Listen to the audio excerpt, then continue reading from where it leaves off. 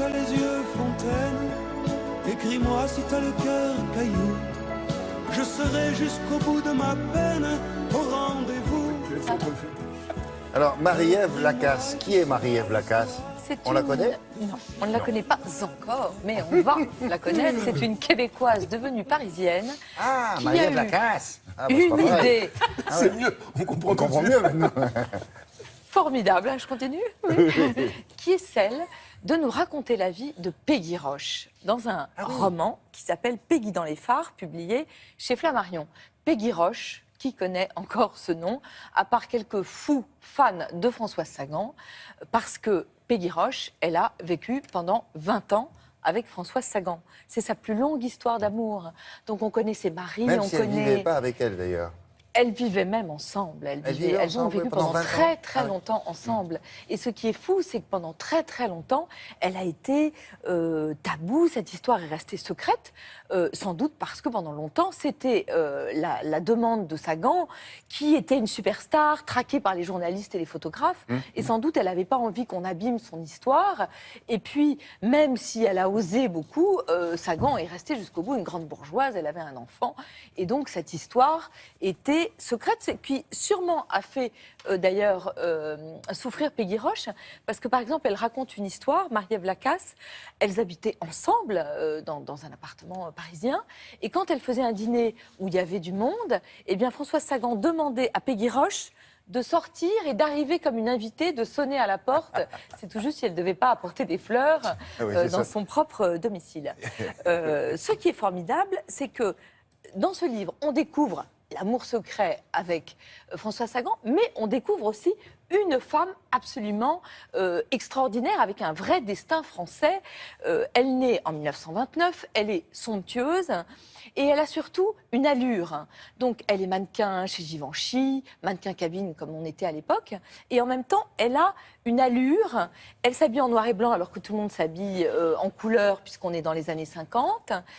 Elle a jeté son soutien-gorge bien avant les féministes, alors qu'elle porte des tailleurs Chanel, et elle tape dans l'œil de Hélène Lazareff, qui est à l'époque la patronne de Elle, et qui est arbitre des élégances, qui l'engage au journal Elle, où elle commence à s'occuper de la mode. Parallèlement, elle a un premier mari qui est un photographe, qui est un ancien résistant, photographe très important, un deuxième mari qui est Claude Brasseur, qu'elle épouse en 1961. Pierre Brasseur est à la noce. Et là, elle va beaucoup sortir avec Pierre Brasseur, parce qu'elle aime beaucoup faire la fête. Avec Claude Brasseur, pardon. Oui, parce que Pierre, je me disais, tiens, non, doit être non, Pierre, il est là, mais Non, là, il est surtout sur Claude. les planches de théâtre. Elle sort beaucoup. Sagan avait une formule pour parler d'elle. Elle disait « jamais couché, déjà levé ». Et puis, au début des années 70, elle rencontre Sagan. Et là, elles ont cette histoire. Ce qui est très beau, c'est qu'on découvre une Sagan qui est moins flamboyante que la Sagan de Bonjour Tristesse, qui est une Sagan qui est plus fragile, qui est quand même sous l'emprise beaucoup de la drogue. Et Peggy Roche, pendant des années, elle va s'occuper d'elle avec un dévouement, mais qui force l'admiration. Elles ont une grande différence d'âge?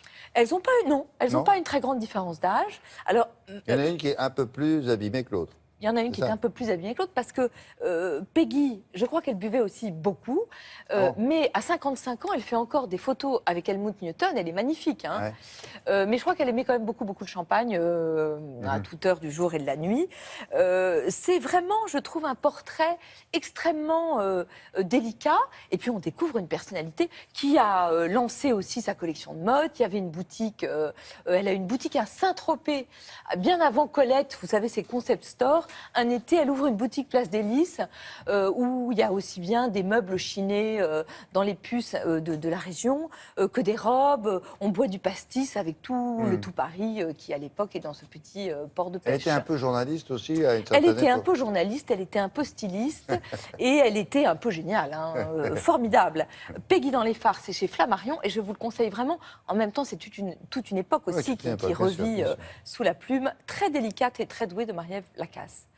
Autre genre, alors là, on bascule du rétro dans le moderne. Charles, cette revue dont je vous ai déjà beaucoup parlé, fête ses 5 ans et son 20e numéro avec une nouvelle formule, une nouvelle maquette, une nouvelle couverture.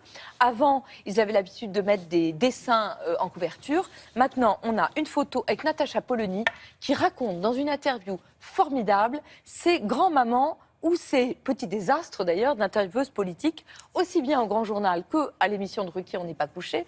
Et là, on découvre que le Grand Journal, qu'on pense un espace de liberté, en fait, à chaque fois qu'elle pose une question, même pas impertinente, mais pertinente à un invité politique, on dit « Top Magnéto », on dit « Oh, on n'a plus le temps », on lui dit de se taire, en fait. C'est absolument sidérant. Elle avait déjà dit ça, qu'elle avait été un peu castrée. Qu'elle a été vraiment très, très malheureuse. Et elle raconte la langue de bois avec laquelle lui répondent les politiques. Alors, Martine Aubry, elle a une formule assez drôle. Elle dit « Il y avait des copeaux qui sortaient de sa bouche ».